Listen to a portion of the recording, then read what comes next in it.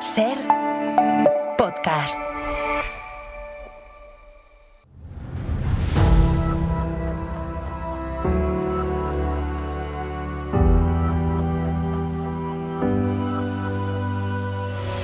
Nuestro siguiente invitado ha conocido rincones del mundo que la mayoría de mortales no pisaremos nunca. ¡Estamos en Valladolid, Hércules! Él es un aventurero con todo tipo de hazañas a sus espaldas. Ha cruzado el Océano Pacífico a pie sobre una especie de tabla de surf. Ha pasado 40 días completamente solo haciendo una travesía por la Antártida con una sensación térmica, atención, de 45 grados bajo cero, con vientos fortísimos, arrastrando un trineo de 70 kilos, y allí, en medio de esa soledad y de ese clima hostil, se quedó ciego durante horas. Antonio de la Rosa, ¿cómo estás? Muy bien, estupendamente. Oye, ¿tú has sido la primera persona que ha cruzado en una tabla de paddle surf el Pacífico? Ajá. Que se dice pronto. Sí, bueno, es un prototipo, no es una tabla tradicional Adaptada. pero es una tabla adaptada, pero sí he ido desde San Francisco hasta Hawái, casi 5.000 kilómetros. También te has pegado una expedición de 40 días en la Antártida, sensación de menos 45 grados, Sí. Incluso te llegaste a quedar ciego durante muchas horas. Todo esto lo has vivido. Todo esto lo he vivido y lo he experimentado en mis carnes. Pues esto me lo tienes que contar. Muy bien.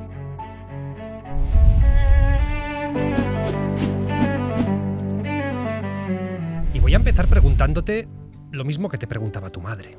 ¿Qué necesidad hay de esto? ¿Qué es lo que buscas? ¿Qué te llama? Bueno, yo creo que tengo la necesidad que tenían hace 500, 400, 300 años los exploradores y las personas que querían llegar más allá de lo que está descubierto, de esos mapas en blanco, ¿no? Por desgracia ahora ya no hay mapas en blanco, ya puedes llegar a cualquier parte del mundo con la lupa del Google Maps, pero aún puedes descubrir, sobre todo en tu interior, pues las sensaciones que puedes experimentar pasando por los lugares que sabes que no ha pasado nadie, y sobre todo haciéndolo de una manera diferente, de una manera natural, de una manera no motorizada, propulsado por tus propios brazos o por tus piernas, tanto llegando al Polo Sur como haciendo esa travesía al Pacífico. Y esa sensación, pues bueno, a mí me da una gran satisfacción. Hay una parte que es maravillosa, que es lo que estás contando, pero no podemos obviar que te juegas la vida cuando haces una actividad de este tipo. ¿Hay algo adictivo en ello, en ese riesgo? Bueno, yo creo que adictivo en el riesgo no. Lo que pasa es que asumes que hay riesgos. O sea, la adicción está en intentar superar esos límites, llegar a esos lugares y tal. Por supuesto que, bueno, yo por lo menos no me gusta jugarme la vida de continuo, ¿no? Pero es verdad que asumo que afronto momentos en los cuales corre peligro mi vida y los asumo ese riesgo, porque me da tanta satisfacción llegar a estar en ese lugar o completar una cierta expedición que no me importa asumir ese riesgo. ¿Cuál es el momento que has pasado más miedo? Bueno, consciente o inconsciente, porque claro, yo he pasado miedo de una manera inconsciente cuando me caí en una grieta en el lago Baikal que no me di cuenta, y minutos después de conseguir salir de la grieta me di cuenta de que había estado muy cerca de haberme muerto, ¿no? Entonces, bueno, muchas veces los mayores riesgos pasan por ti de manera inconsciente. De manera consciente normalmente los ves venir antes. Entonces, bueno, pues he tenido anécdotas en la penúltima expedición, en la travesía al Antártico a remo y en solitario, desde Cabo de Hornos hasta Jerjes del Sur. Bueno, pues ahí estuve 10 días con el barco inundado, sin sistemas eléctricos y sin ninguna posibilidad de rescate. Entonces, bueno, pues ahí realmente llegas a pasar un miedo consciente, porque sabes que no hay vuelta atrás, que dependes de ti mismo. Luego nos cuentas eso, porque tú hace poco decías, era como estar dentro de una lavadora centrifugando sin parar una y otra vez. Luego nos lo cuentas bien, Sí, pero sí. Por empezar por el principio, claro. Tú eres el bombero más joven en entrar a la Comunidad de Madrid. Empiezas a practicar que si triatlón, cuatratlón, te conviertes en campeón de riads, en un gran referente. Y hay un día que dices, eso se me queda pequeño. Voy a dar un salto más. ¿Por qué? No, bueno, yo creo que son circunstancias de la vida, ¿no? Al final, efectivamente, yo entré de bombero muy joven, tuve una época maravillosa de corredor, después de entrar de bombero, de corredor de triatlón y sobre todo de cuadralón, que llegué a ser uno de los mejores cuadristas del mundo. Llegó un momento que decidí formar parte del mundo de los Reyes de Aventura y durante 12 años fui capitán de uno de los mejores equipos internacionales del mundo. Y como me gusta ser competitivo, pues también llegó un momento en los raids que ya no era competitivo, ya estaba cumpliendo los 40 años, ya los equipos de élite pues ya vienen con gente más joven, con otro empuje diferente. Entonces lo que hice fue adaptar mis circunstancias y mi situación y mi edad a algo que me siguiera motivando, y esa siguiente motivación fue pues la de desarrollar en solitario expediciones que ya no tienes un crono que tengas que perseguir a alguien o te persiga, sino que el crono lo marcas tú, y es una nueva circunstancia en mi vida.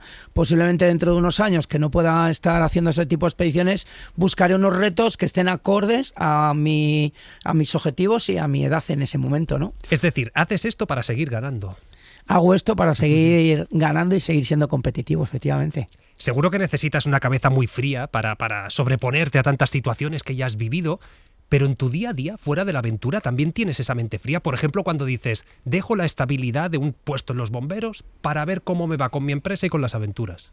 Sí, yo soy emprendedor y soy una persona que ha arriesgado en la vida siempre, como tú bien dices. Yo con 19 años entro en una plaza de bombero, funcionario, ya de por vida, y en un momento dado decido en mi vida hacer un cambio, montar una pequeña empresa de turismo, pedir una excedencia y sigo de excedencia, llevo 22 años.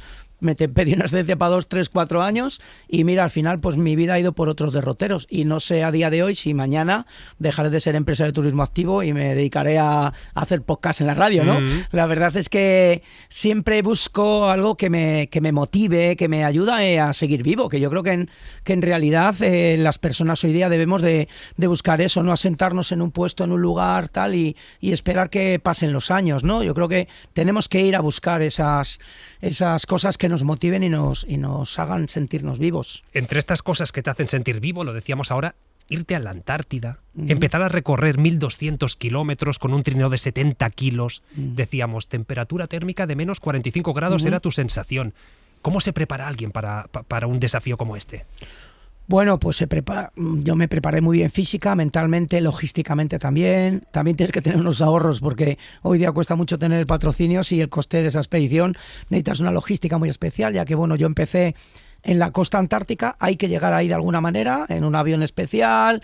Entonces, bueno, pues salí desde Bahía de Hércules, llegué al Polo Sur, luego te tienen que recoger del Polo Sur para llevarte de nuevo a la civilización. Entonces, pues aparte de estar bien preparado física y mentalmente, tienes que tener también una serie de recursos para poder afrontar en un momento determinado las circunstancias a las que te somete la naturaleza, ¿no? Esos fríos constantes, esos vientos. La verdad es que el frío siempre me ha ido muy bien, porque yo soy nacido en un pequeño pueblo de Valladolid, en Íscar. Eso curte mucho. Eso curte, sí, es un territorio duro. Soy castellano y ahí nos hacemos duros. Y bueno, la verdad es que yo creo que esa parte para mí me ha ido muy bien en estas expediciones frías, pero bueno, en Íscar un día de invierno puede haber 10 grados bajo cero, no 45. No es lo mismo, no es lo mismo. No lo mismo, sí, pero bueno, hoy día hay unas ropas, y hay una manera muy, muy fácil de protegerte del frío. Esto cuando la gente se pone a dieta, cuando deja de fumar, siempre dice, los primeros días son los peores, después el cuerpo se te acostumbra. ¿En una expedición de este tipo pasa lo mismo? Sí, la verdad es que te vas haciendo al entorno. Sobre todo en las expediciones náuticas, las primeras 2 semanas el cuerpo lo notas raro y tal, y luego cuando yo he llegado a estar en esa travesía al Pacífico 76 días en solitario, completamente solo, en medio de un océano. El cuerpo se adapta a la cabeza. Yo por lo menos, hay gente que va al revés, que se va como degradando cuando hace expediciones. Yo me voy sintiendo más fuerte siempre y cuando tenga la suficiente comida, cosa que no me pasó en el Polo Sur, que me despiste con la comida y lleve menos, pero en regla general me voy sintiendo mejor con el entorno y me voy adaptando y voy funcionando mejor cada día. Mucha gente pensará, ¿qué se siente al pisar la Antártida? Bueno, se siente que estás en un lugar inhóspito, que te roba los estímulos, porque yo durante esos 1.200 kilómetros vas viendo blanco. Yo he hecho muchas expediciones, pero para mí, con diferencia, la expedición más aburrida ha sido esta travesía desde la costa hasta el Polo Sur, porque al final son 38, 39 días que estuve viendo blanco, viento, malas condiciones, problemas, etcétera, etcétera, y además los estímulos externos son cero, no existen animales, no hay plantas, no vive nada allí, ¿no? Entonces, bueno, pero a la vez tiene un atractivo ese blanco, saber que estás en un lugar que prácticamente nadie en el planeta lo ha pisado, pues yo creo que esa motivación es la que te ayuda a superar la falta de estímulos que tienes por todo lo que ves alrededor, que solo ves blanco, plano y terreno duro. Y ante ese vacío, ¿qué piensa tu cabeza? Tantas horas solo viendo la nada.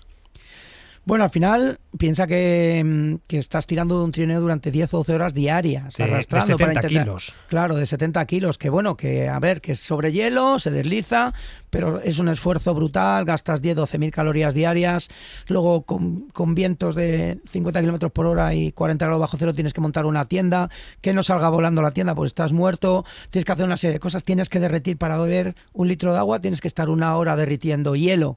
Entonces todos los procesos son lentos, son ¿Haces tú la laboriosos. hoguera o cómo se hace eso? Bueno, lo llevas un combustible líquido para que no se congele, una especie de gasolina, es un Sí. queroxeno de esos con mucha que tiene mucho poder calorífico y con eso enciendes un hornillo y vas derritiendo la nieve. Esa nieve es la que utilizas para hidratarte, añadiendo lógicamente, porque esa nieve no tiene ningún tipo de sales, le añades unas sales minerales y con esa misma nieve lo que haces es hidratar la comida, que la llevas, para llevar poco peso, llevas toda la comida completamente deshidratada y liofilizada y tienes que hidratar esa comida. Entonces, bueno, es todo de un trabajo brutal, tus horas de descanso se reducen a 4 o 5 horas diarias y vas acumulando agotamiento, ¿no? Entonces, bueno, realmente es unas condiciones que son duras, pero a la vez, bueno, pues por lo menos a mí me permiten demostrarme a mí mismo que las personas podemos llegar, el ser humano está preparado para llegar muchísimo más lejos de lo que realmente nos creemos. Cuando vives una vida cómoda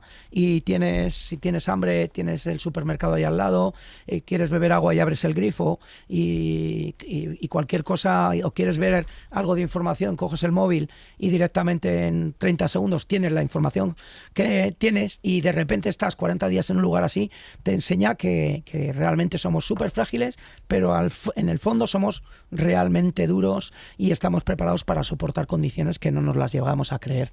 Yo he llegado a estar 2 días sin comer, con un consumo brutal de calorías, con pequeñas congelaciones, porque al final, bueno, pues te estás enfrentando a un entorno al cual hemos dejado de estar preparados. Claro. Nuestros antepasados estaban preparados, nosotros ya necesitamos ropas especiales, necesitamos otro tipo de equipamiento, pero en el fondo creo que tenemos aún la energía necesaria para poder ser lo que éramos antiguamente, que éramos cazadores y recolectores, y estábamos días sin comer, persiguiendo el animal que querías comer, comías un día y luego estabas otros días, tal. Entonces yo creo que en el fondo aún tenemos ese gen.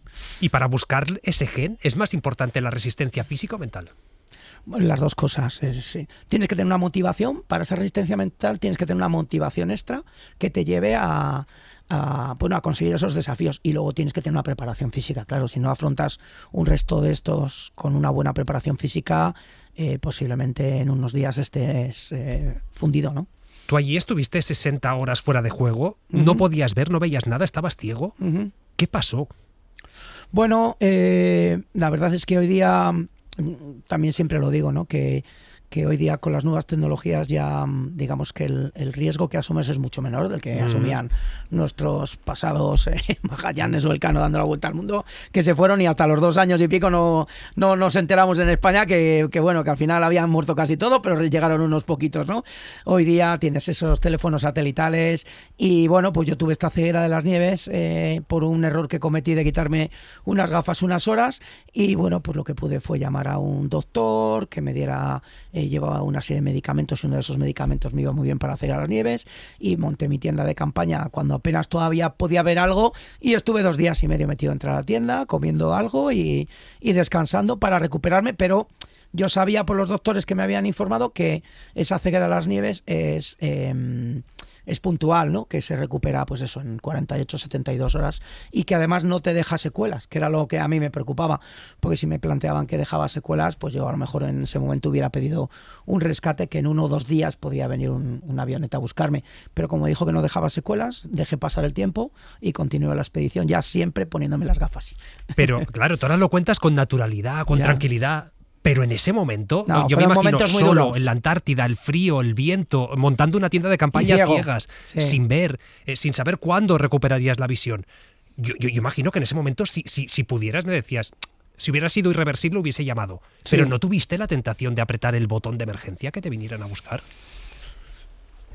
Bueno, como fue algo progresivo, tampoco fue de repente ciego, ¿no? Sino que lo vas viendo, hablas con el doctor, te dice, pues puede que tenga la ceguera de las nieves. Bueno, ¿y qué hago? Bueno, intenta ver si ahora con las gafas anda unas horas más y tal. O sea que fue un poco paulatino. Por supuesto que tuve la tentación de apretar el SOS, claro, sí. Lo que pasa es que, bueno, que sabes también que te toca esperar un montón de tiempo, que no es un rescate inmediato. Claro. Entonces te da tiempo a evaluar los posibles inconvenientes de SOS, que a lo mejor no tiene vuelta atrás. Te vienen, te rescatan y ya no te dejan continuar, aunque eso pues simplemente se arreglara con 2 días y medio. Hay que darle tiempo. Lógicamente hay momentos en los cuales sí o sí, hay que apretar el botón porque es un momento de vida o muerte inmediato. ¿Tú lo has hecho? No he tenido que pedir, a día de hoy no he tenido que pedir un rescate. Cuando estuve en el Antártico lleno de agua y tal, sí que pedí rescate con un barco, pero como no había posibilidad de rescate no me sirvió de nada. ¿Y aquí estás? Y aquí estoy vivo, por suerte. Me imagino la Antártida, después de todo esto, Sí. después del sufrimiento, cuando terminas, cuando cumples la misión, ¿hay más satisfacción o vacío? Pues es una buena pregunta y fíjate que yo creo que no te la sé contestar, porque en un momento, por ejemplo, cuando llegué al Polo Sur después de la ceguera y tal, fue una alegría inmensa que me acuerdo perfectamente hoy, que para mí fue, pero yo creo que fue una alegría inmensa porque había tenido una serie de problemas, los había superado, llegué a pensar que no iba a poder llegar al Polo Sur, que es algo que había soñado desde hacía 12 o 13 años, y lo conseguí. Para mí ese momento fue una alegría inmensa, brutal. Pero es verdad que en otras expediciones en las cuales, digamos que ha sido todo como más progresivo, que los mejores momentos o los más agradables no han sido al final de la expedición. Tenía algunas expediciones que yo intento acordarme de cuando llegué, si me alegré mucho o no, y hay algunas expediciones que aunque hayan sido un mes o mes y medio, la alegría más grande de esa expedición no ha sido el momento final, ha sido a lo mejor un momento entre medias, que ves un reno en la noche, te lo encuentras con la bici, te sorprende y tal, o sea que no siempre la alegría o la tristeza es cuando terminas la expedición. Y cuando abandonas lo salvaje, cuando estás a salvo, llegas a casa, al hotel, ¿qué es lo primero que se hace? ¿Qué es lo que más se echa de menos? Imagino que la familia, los amigos, pero... Yo tomarme una buena cerveza. ¿Sí? Cervezas no se llevan a expediciones, ¿o sí? No, que va, porque no tiene sitio donde guardarlas. ¿Y se pueden deshidratar ni nada? Es que yo soy bebedor social de todas formas. O sea Sí, que yo me encanta. Con los pingüinos pocas cervezas. Claro, pocas. No les gustan. Me han dicho que a los pingüinos no les gustan las cervezas. Ni los renos, ni nada. En el mar con los peces supongo que tampoco. No. Los disfrutas a veces, disfrutas de la compañía cuando estás haciendo una travesía oceánica, ahí te das cuenta de cosas que un día normal nadie se plantea. O sea, tú vas al río y no te fijas en los peces. Bueno, a no ser que vayas a pescar. Sí. Y estás por el campo y tampoco te vas fijando en cada pájaro que pasa, porque están ahí los pájaros. Claro. Pero cuando estás en un lugar en el medio de un océano tú solo, te asomas, ves peces, te fijas y casi hasta les pones nombre porque hay unos peces, unos dorados que te van acompañando y que dices, joder, esos peces llevo una semana viéndolos pegados a mi barco, ¿no?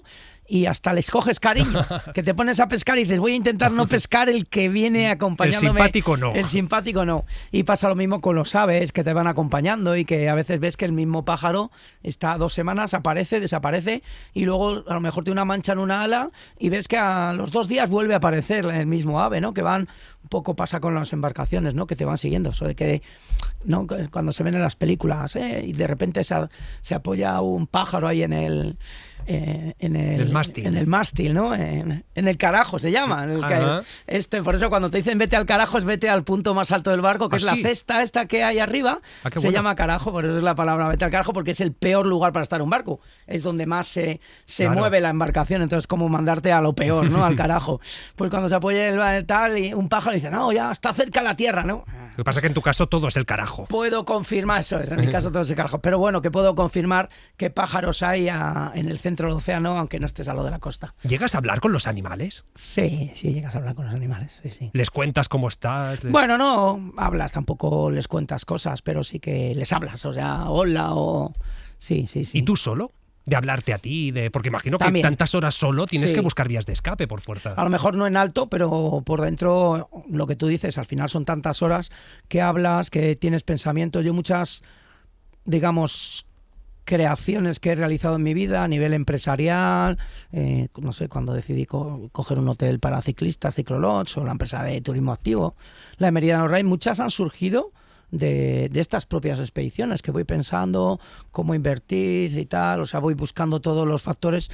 muchas veces surgen de ahí porque tienes tantas horas para estar contigo mismo que además no tienes distracciones reales. Claro, decíamos ahora, Océano Pacífico, 5.000 kilómetros, en una tabla de paddle surf adaptada para poder dormir, pero vamos, que nadie se imagine un hotel ambulante por mar. No, lo Era único una que, cosa modesta. Llevas unas placas solares para cargar unas baterías, porque claro, necesitas desalinizar el agua, tú necesitas agua para 76 días, entonces lo que haces es que desalinizas el agua del mar para poderlo beber, ¿no? Para hidratar, igual que en invierno en los sitios congelados necesito un hornillo para derretir la nieve, aquí necesito un hornillo para calentar ese agua también, pero no puedes calentar un agua salada, tienes que hacerlo con una desalinizadora que va con las placas solares, cuando haces travesías de este tipo intentas que todo lo imprescindible vaya en doble, porque las cosas se estropean. Eso te iba a decir. Rompen. Claro, entonces eso en alta mar es quedarte sin agua días. Eso es, entonces llevas 2 desalinizadoras, llevas una eléctrica y otra manual, que la manual te tienes que tirar 1 hora dándole una palanca para hacer 5 litros de agua, pero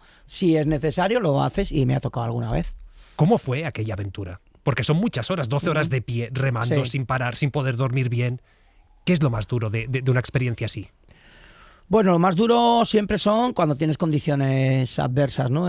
Cuando tienes mucho oleaje y no puedes remar, los días que tienes o que te pasa un huracán cercano o que ves que el rumbo y la trayectoria no es la que tú necesitas para llegar al lugar que quieres llegar. Bueno, pues hay momentos ahí muy difíciles en las travesías a remo, pero bueno, por suerte las que he realizado las he conseguido completar con éxito. Y en esa adversidad que me imagino, olas enormes, el desgaste físico, el frío, el viento, todo esto, ¿te sientes vulnerable ante la inmensidad del océano o al revés? ¿Te sientes invencible por poder estar sobreponiéndote a todo eso? No, o sea, sabes que eres vulnerable. Te sientes invencible, pero sabes que eres vulnerable. O sea, tú te sientes fuerte en una embarcación que tienes claro que es insumergible porque has estado en la fabricación y sabes que es insumergible, que es prácticamente indestructible, pero la realidad es que tú eres muy vulnerable porque cualquier mínimo error que tú cometas lo pagas con la muerte. O sea, tú vas en una embarcación, todo súper bien, esa embarcación es tu protección, pero tú te tienes que tirar al agua a limpiar el barco cada semana porque se van acumulando moluscos y hay que rasparlo con una espátula. Te tiras muchas horas fuera, hay días que tienes en muy malas condiciones, tienes que salir a manejar el rumbo, aunque no estén las condiciones para remar, y cualquier mínimo error...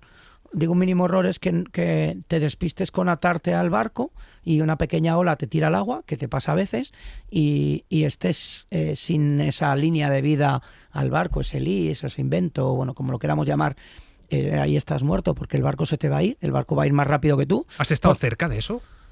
Pero siempre he estado siempre he hecho bien las cosas, por eso estoy vivo, y siempre he llevado mi arnés cuando salgo fuera.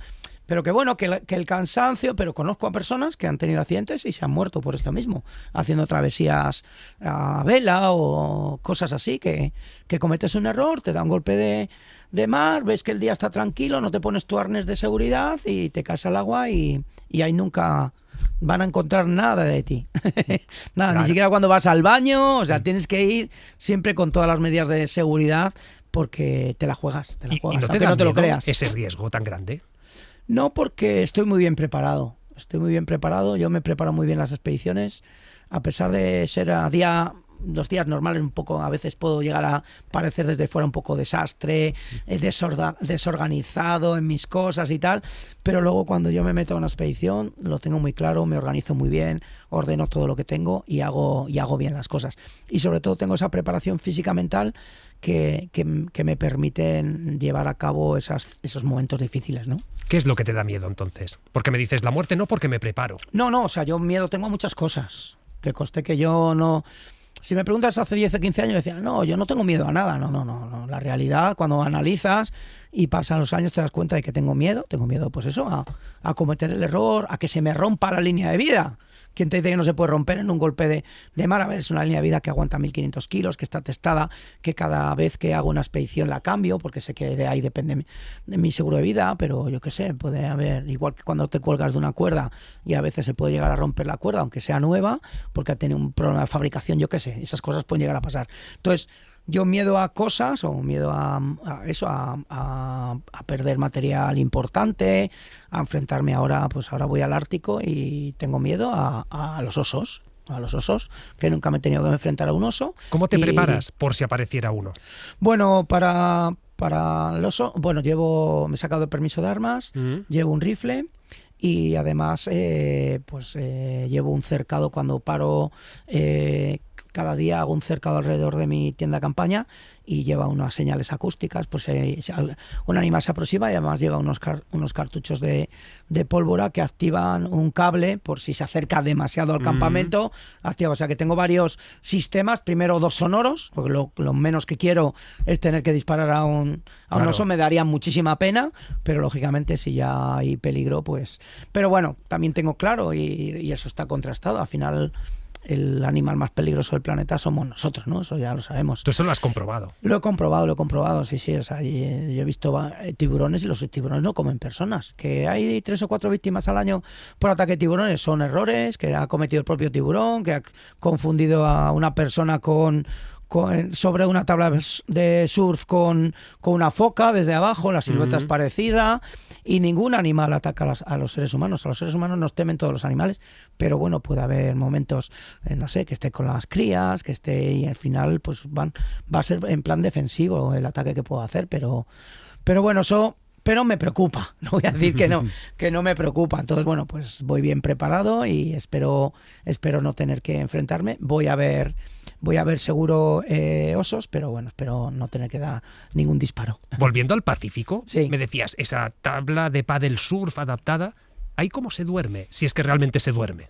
Sí, se duerme, muchos días se duerme por agotamiento, porque bueno, al final son embarcaciones muy pequeñas que se mueven muchísimo, aunque parezca que el mar está completamente plano, la embarcación se mueve. Ya no te digo si el mar está muy revuelto, ¿no?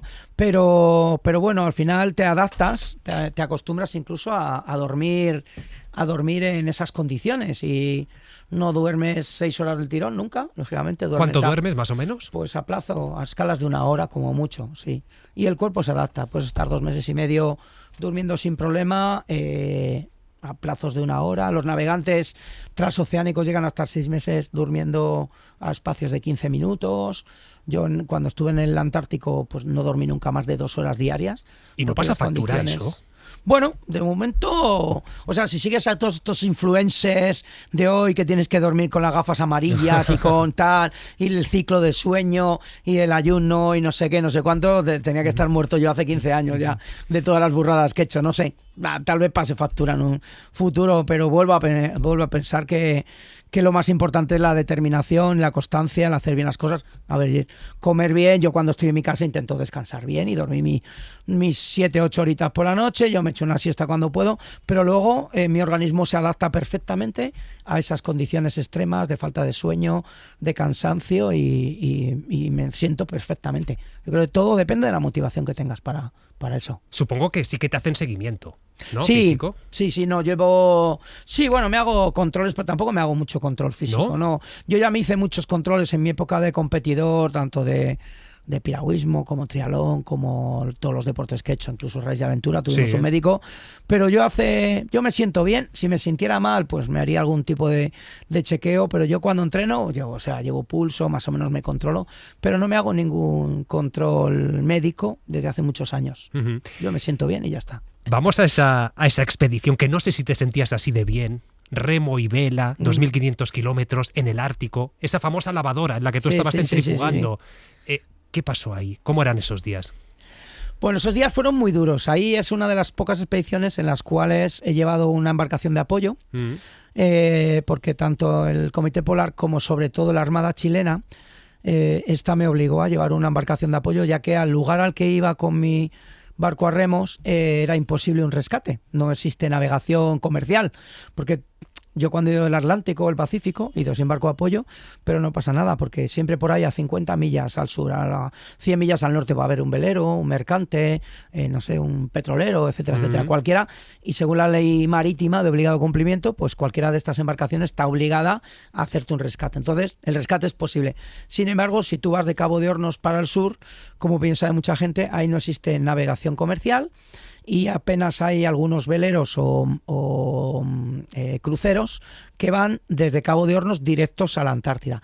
Pero mi objetivo era ir a Isla Georgia, que está hacia el este a 2.000 kilómetros. Con lo cual yo iba a estar en una zona en la cual no existe ningún tipo de navegación. Creo que una de las más peligrosas del mundo. Sí, es el océano más peligroso del mundo, ya que ahí se juntan todas las corrientes que vienen del Pacífico y se juntan precisamente en el embudo, en el Mar de Oces, que fue descubierto por Francisco de Oces hace unos 500 años, en esa vuelta de Magallanes y Elcano, más llamado Estrecho de Drake, porque el pirata Drake llegó más tarde, el británico, y le quitó el nombre al Mar de Oces, pero hay que recordar a todo el mundo que es el Mar de Oces. Pues en ese Mar de Oces es donde se juntan pues esas grandes corrientes del Pacífico, se hace un embudo, porque ese estrecho tiene apenas 800 kilómetros, sí, y ahí se forman olas de 15 metros, vientos de 100, 120 kilómetros.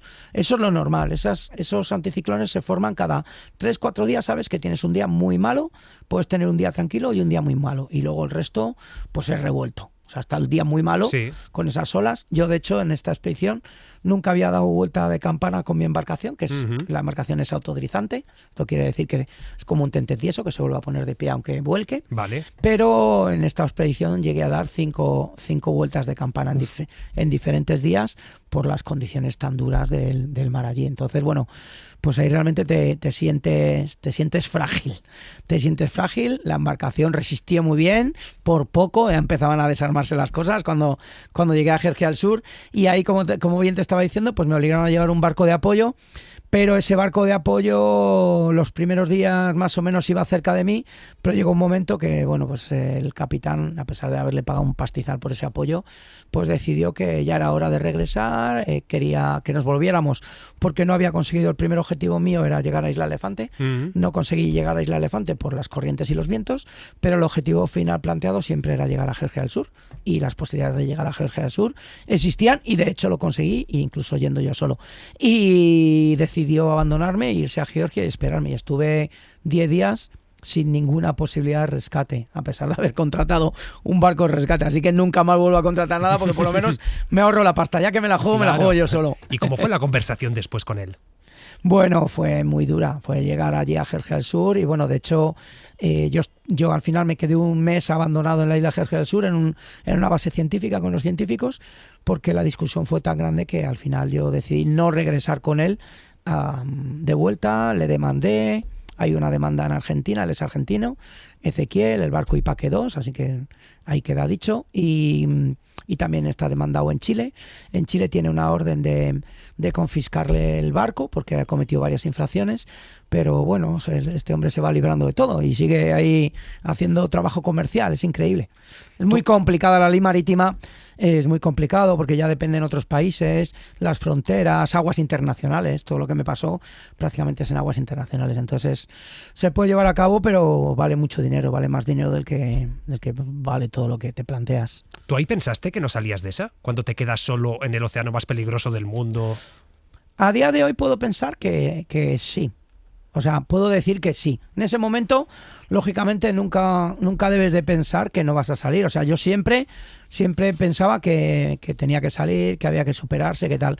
Pero cada día que ha ido pasando, y esto hace ya 3 años, acabamos de producir un documental que estamos intentando venderlo a las plataformas, así que espero que todos los radioyentes puedan ver también, no solo escucharnos, sino que puedan ver ese documental que hemos hecho con la productora de Pozo Visual, con Alfonso y compañía, y esperemos que llegue a verse, porque la verdad es que hay una historia muy dura precisamente de esa expedición, y cada día que pasa me doy más cuenta del riesgo, de lo cerca que llegué a estar de la muerte, ¿no? Tú ahora hablas de este documental, ¿has hecho algún otro? Libros, por ejemplo, aquí tienes uno que es Soy Agua. Soy Agua, sí. Bueno, este libro, sí, la verdad es que ha sido un año muy interesante porque hemos sacado 2 documentales, no solo ese, sino que también hemos sacado el documental del Polo Sur. Están todos ahí metidos en la caja, intentando encontrar a alguien que al menos, intentando monetizarlos, ¿no? Porque al final inviertes dinero, tiempo en material, material, en alguien que te viene a seguir, por lo menos, lógicamente una expedición de estas no te pueden seguir de continuo, pero alguien que te viene a seguir al principio, que te va a buscar al final en un medio tal, pues todo eso vale dinero. Y estamos intentando monetizar esos 2 documentales. Y además, bueno, pues después de 17 años, Sí. sacamos este libro que se empezó a escribir por mi buen amigo Isaac Fernández hace esos 17 años. En el 2009, precisamente en mi primera expedición en solitario, que fue la de recorrer las 8 islas Canarias en 8 días, pasando por la cumbre más alta de cada una de las islas.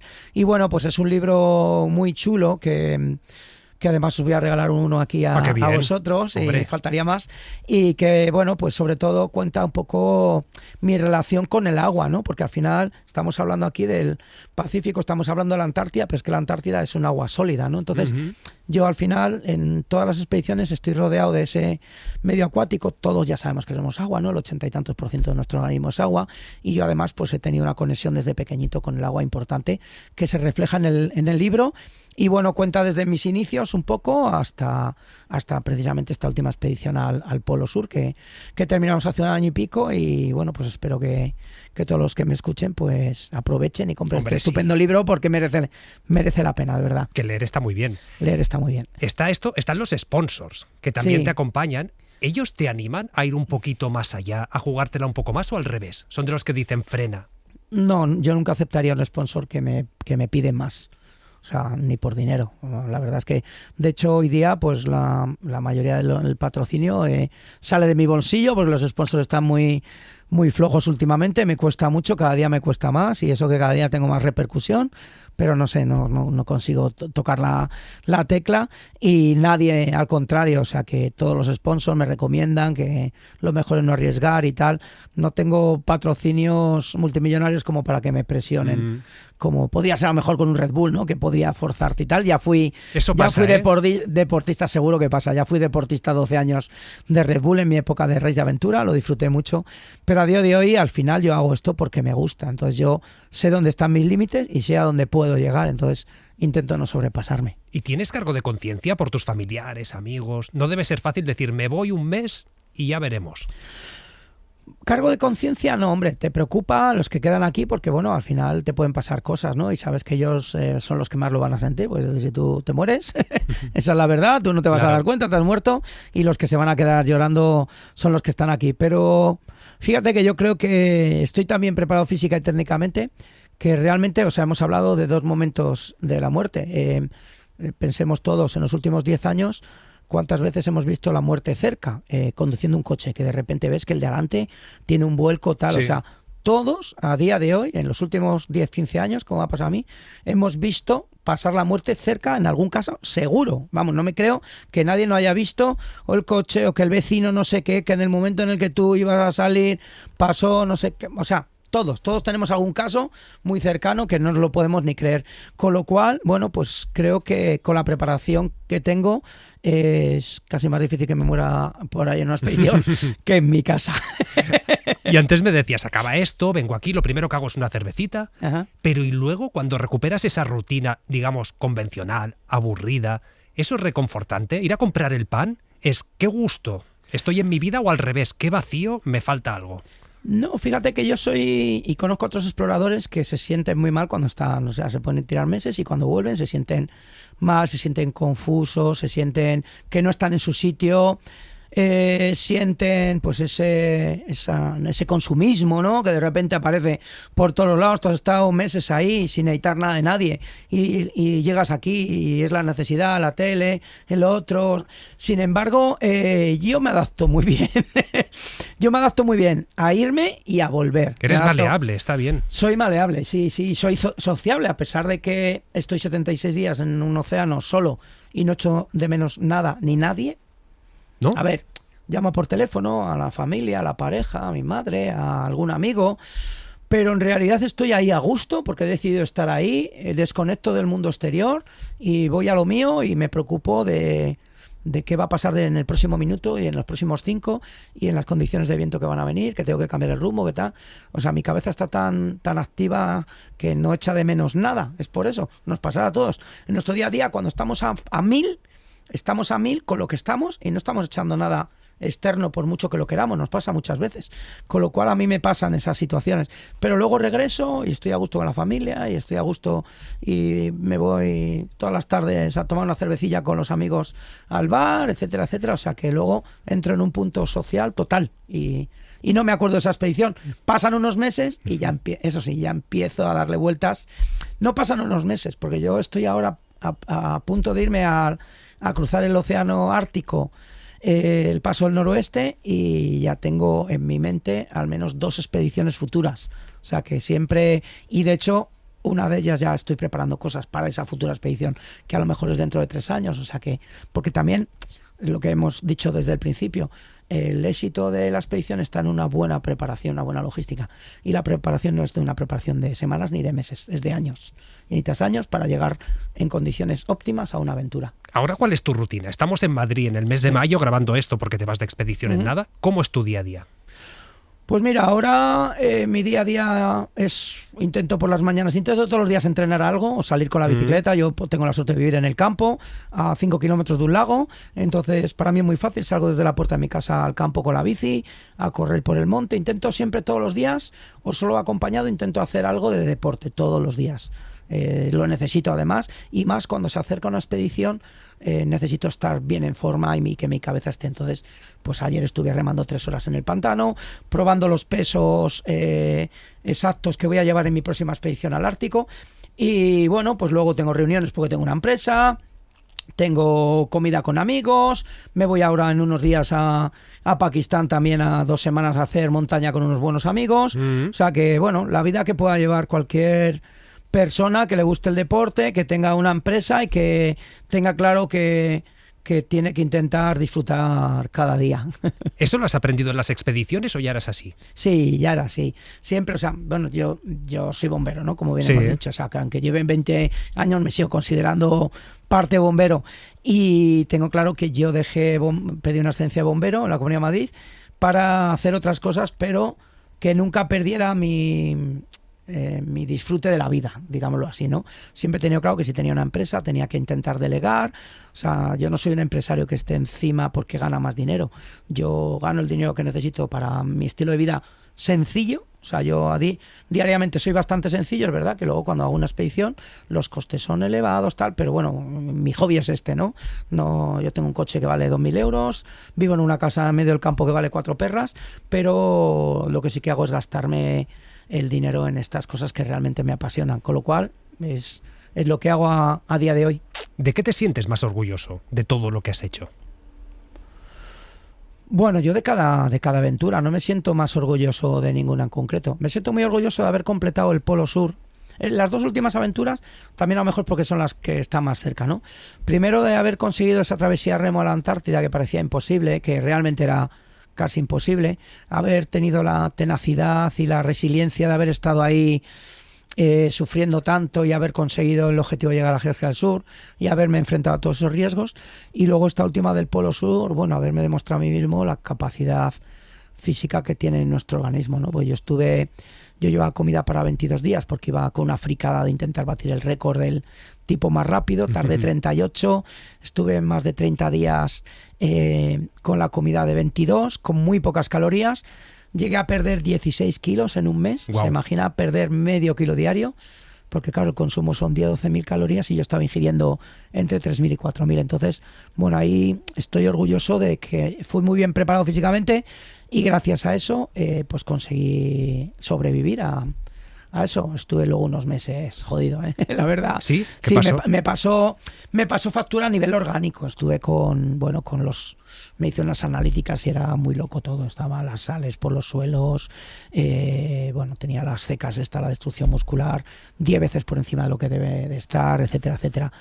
Pensaban que tenía hepatitis y todo por cómo estaba el hígado, pero en 4 o 5 meses mi organismo pues ha conseguido recuperarse al 100%. Entonces, bueno, estoy también orgulloso.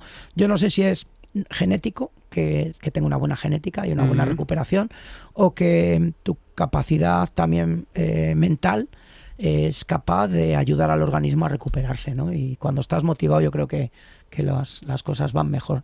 Normalmente si estás bien motivado no te enfermas, no te pasan cosas. Es así. Es así. Ahora tienes 3 a la vista, me has dicho, de aventuras, pero ¿tienes algún gran sueño? Algo que digas, todavía no, pero algún día haré esto. Bueno, mi gran sueño ahora mismo, y además creo que va a ser una expedición absolutamente impresionante, bonita, muy dura físicamente, técnicamente también. Además tengo ese hándicap de que hay un peligro externo al que nunca me he enfrentado, que es un peligro de animales salvajes que, bueno, que pueden atacar, esos osos que pesan casi 1 tonelada y que, bueno, y que se han registrado ataques a personas y no se sabe por qué. Entonces, bueno, pues ese riesgo está. Este paso del noroeste que es... bueno, en principio es una bonita aventura que pensé que iba a ser solo una aventura, pero también según han ido pasando los meses me voy dando cuenta también de que al final es como cerrar un ciclo histórico, ¿no?